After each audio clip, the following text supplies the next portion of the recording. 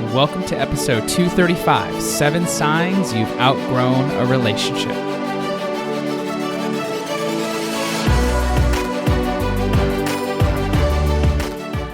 Welcome to the Be That 1% podcast. I'm your host, James Silvas, mindset specialist and performance coach. And here on the show, I'm going to challenge you to think deeper, commit to greatness, and develop a stronger mindset. You'll hear stories from those who are living life on their terms, and you'll receive strategies that will help you level up. So the question is, are you ready to be your own 1%? Let's get started.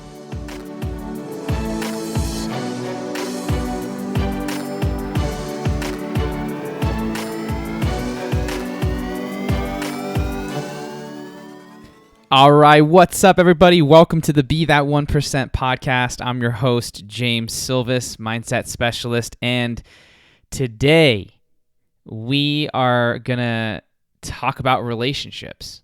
You know, the cornerstone, the center of what could be a lot of fulfillment, joy, and happiness, and also pain, frustration, and stress.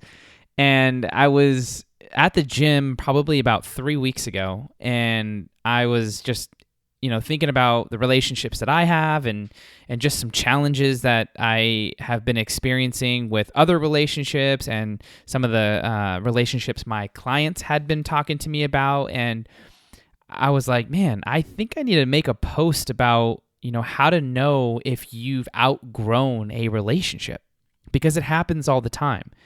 Sometimes we can get into this idea that just because we're in a relationship, we have to stay in one. And that always isn't the case.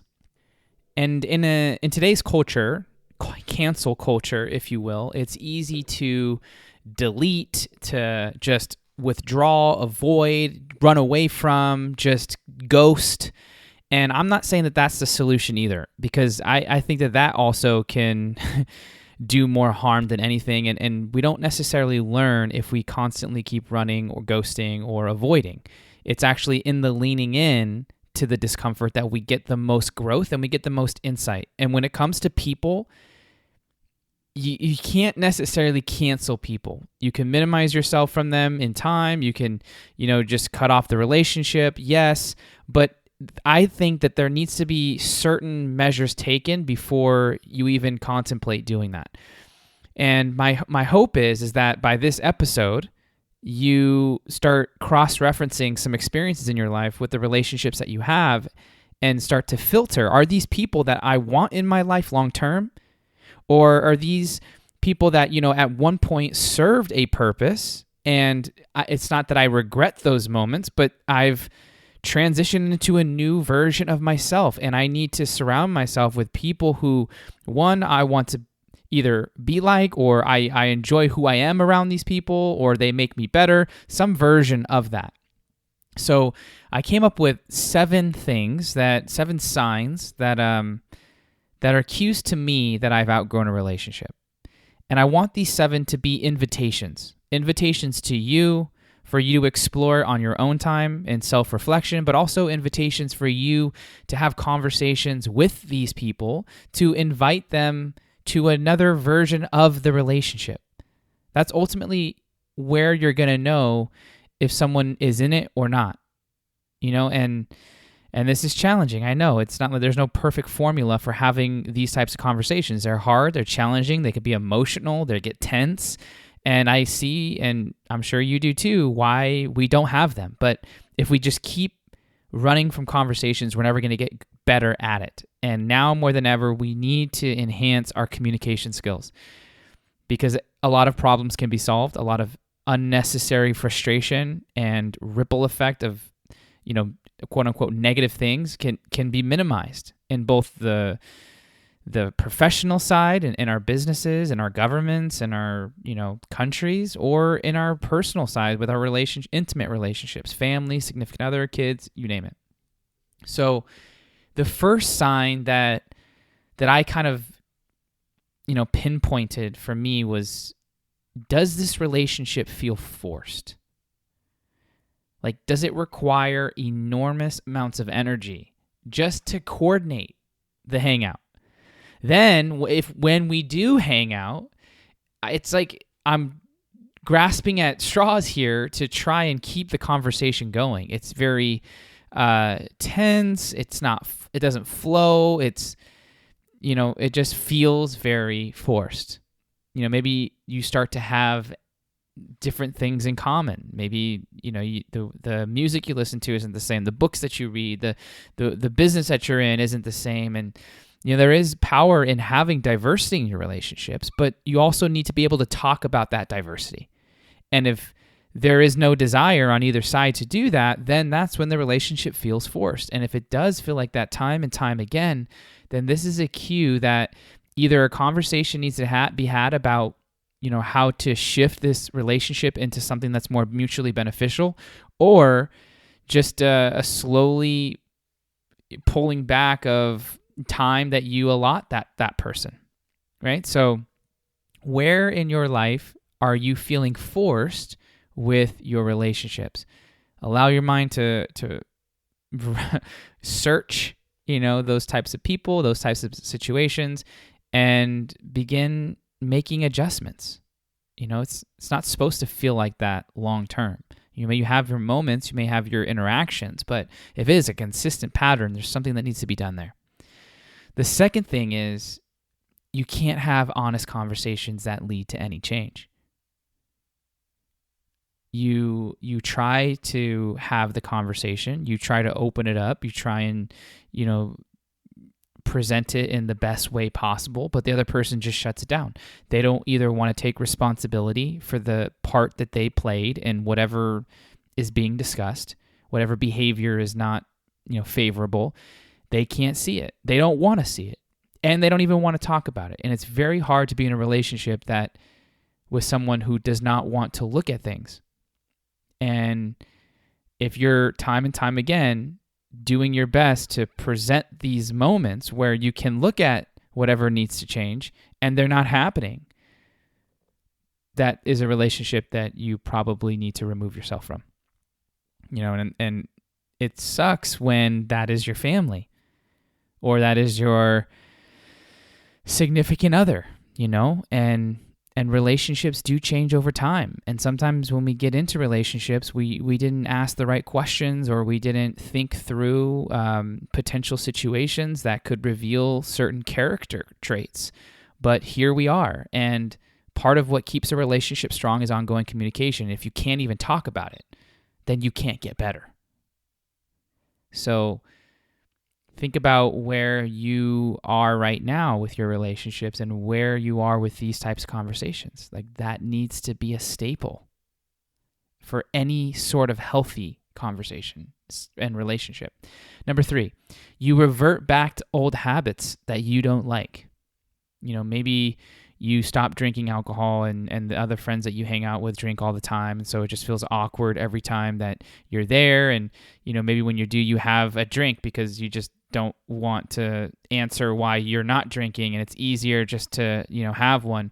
But then you feel guilty over having one because it's like, I don't even want this. And I told myself I wouldn't even have it. Or, another example could be just you start gossiping. You just find yourself talking about people. You're like, I don't even, who am I right now? I don't even do this normally. I don't want to do this. And it's just a byproduct of being in the environment, being in the ecosystem of those types of people. If your surroundings, your relationships are causing you to be a person you don't like because of the influence they have on you, whether you like to admit that or not, these are not the types of relationships that are going to get you where you want to go. You are a product of your environment. So that's why carefully crafting the types of people that you want in your corner is of the utmost importance. Like, relationships is the number one factor for life satisfaction. And if you can't spend time with people that you enjoy or that make you better because of the honest conversations that you can have, or the organic flow that tends to happen when you get together, or the synergy that you all have, then you need to start creating that. And it's not going to happen with relationships that make you revert back to things that you don't want to be, right? So make the adjustment with those types of relationships. The fourth thing is you don't talk about the future. You don't talk about goals. You don't talk about what you plan to create. Usually these relationships tend to be focused around the past and what once was, the glory days of high school, or how you all used to travel and how it was so fun to not have responsibilities, and what it was like to be free back in the day. But there's never anything like, well, what are we going towards? What are we building? Where are you wanting to go in your career? What places are you wanting to travel? There's nothing new being discussed. It's just a regurgitation of what once was. And you're not going to go anywhere when that is the focal point of most conversations in what may be your current relationships. So either the conversation needs to pivot by you spearheading that and leading it and then following, or just recognize that these individuals may be stuck in their ways and not willing to change after the conversations that you have with them. Number 5 is you feel guilty sharing wins. You are nervous to share wins with people because you don't want them to be jealous. You don't want it to seem like you're bragging or boasting, or that you're conceited, or that you're, just tooting your own horn, whatever phrase you want to use. But the truth is that if this individual or group of people or friends or partners, if they can't be happy for you in that win, then they're not really true friends. Now, it doesn't mean that they're not initially going to have some maybe envy or jealousy, because I do think that initial reaction is normal. It's just that they catch themselves in it and they show up for you the way that you would hope they would, in that they support this win. They fan the flames of that win. They don't allow their own momentary insecurity or jealousy to control that dynamic. They shift out of that, and they're like, yeah, this is amazing that you got that promotion, that you earned that money, that you signed that client, that you got this opportunity. Incredible. How can I help you take advantage of this? How can I help you excel here? How can I help you be better? That's what you want. That's what you're looking for. And that is maybe even what you can describe as you're hanging out with new people that you're welcoming into your life, whether it's at work or just people that you meet at events. Like, in the conversation with them, say, like, these are the types of qualities that I really respect about people. What do you think? And then, that might build a common bond over some core values that relationship can now be based on. But you got to be able to share your wins, because if you don't share your wins and all you're focusing on is the things that aren't right, then what is the motivation for you to want to have more wins? And wins here is subjective. You define what wins means for you. But if we're not appreciating the things that we're doing really good, then our minds and our bodies aren't going to want to keep pursuing whatever it is that we think we want or that is good, because there's no reward. There's no dopamine hit. There's no good job. So we need to be able to do that for ourselves, but also we need to be able to do that with the people that we trust, respect, and love. Number 6 is you constantly feel drained around them. This kind of is in the same vein of feels forced, but your energy just feels depleted. It's like, man, I just feel lethargic. I feel lazy. I feel down. I don't feel optimistic. I just feel like, ugh. And then it takes a while for you to rejuvenate. Like, these are the energy vampires, right? The energy drainers. They exist and they're everywhere. And sometimes they come camouflaged early on. And it isn't until month 6, 2 years in, that you start to see some of this behavior. And if you don't address it and you allow it to get bigger and bigger, then you're hurting your own productivity, your own fulfillment, and your own happiness. You don't need these types of people. They're not going to serve you. And the longer you keep them as a friend, knowing that you don't want them as a friend, keeps them believing that they're doing the right thing to keep a friend, and they're not. So by you saying no, you're demonstrating what a friend is, and they may not see it that way, but the right people that you want in your life will see it that way, and that's all that matters.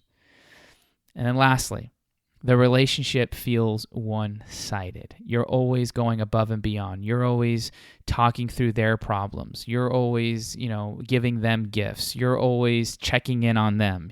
You're always here when they need you. right? But then the moment you ask for something, they're like, oh, I'm busy, or I don't have the time, maybe next time. And for whatever reason, you can't ever sync up to, have the relationship be mutually beneficial.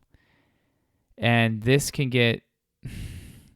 is so layered too. Like sometimes these types of relationships can make us feel significant because we know that we're helping people, but the resentment grows when that help is not reciprocated. And regardless of how heart-centered you are, at some point we need people to show up for us.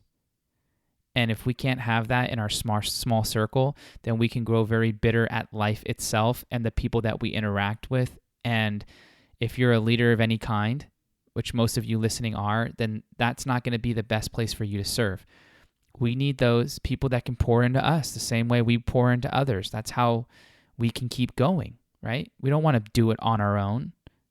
One, I don't think we can long term, but the joys that comes from having people like, hey, are you okay? I'm checking in on you. What's going on? That is powerful, and that is something that is possible. I forget, I'm going to butcher this study, but it's something along the lines of like, you can tell there was a correlation between people's relationships and who they thought would show up for them and life happiness. And in that study, they asked, how many people can you name that would drop anything to be where you want them to be in a matter of moments? Like call up a friend and say, hey, I need you to fly out to Vegas. I'm in Vegas.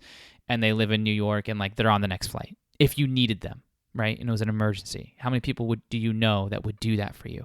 And the more people these individuals in the study had on their list, the higher their happiness was. And, it's not like they had like 20 or 30. Is anything over, I think it was like 3 or 4 people was like solid. That was a good amount of people.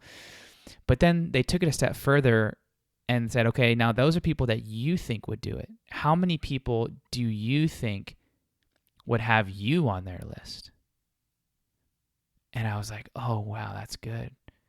So many times we think about what other people are giving to us that we don't necessarily think about what we're giving to other people. And so in this case, we're aware of what we're giving to other people, but also we need to be mindful of that exchange. Like for what I'm giving and how good it feels for me to give, I also need to receive. It doesn't mean I need a lot, but I need that. It's a common reciprocity. And if you have the right relationships, that's going to happen organically. You won't need to monitor it. You won't need to measure it. In fact, I suggest not measure it. And the only way you would notice if a relationship is one-sided is that you won't notice until it's over a span of time. It's not like, okay, I did this for you, check. And then you have this secret tally machine that you keep in your notebook that like lets you know if this is a good friend or not. If you start a friendship off like that, it's probably not going to be a good thing for you. If you start off by serving, by, hey, I like this interaction. I'm here to show up for you. How can I help? And over time is relative here, however long you need, you're going to start to see a pattern. The right ones, it's going to feel good. It's going to feel rich. It's going to feel right. And the wrong ones, you're going to be like, yeah, this person's just taking advantage. And that's when you either have to have the conversation if you want this person in your life, or you have to part ways. But these 7 things are common, both I've seen in my life, but also in the clients that I've served, from multiple countries all over the world and all over the United States. These are some really important distinguishing factors that we need to be mindful of. We want good, solid relationships in our life. We need it. It's a must for mental and emotional health, but we got to also put out the signal of what we want and what we're willing to do to serve them as well, right? And this is how we create really solid friendships in our world and in our life. So I hope this was helpful. This gave you a nice framework to work off of, a checklist, if you will, to audit, you as a friend, but also your friends or your partners or your, significant others, your family, whatever. Like this, hopefully this helps you better have communication or conversations with the necessary people in your life.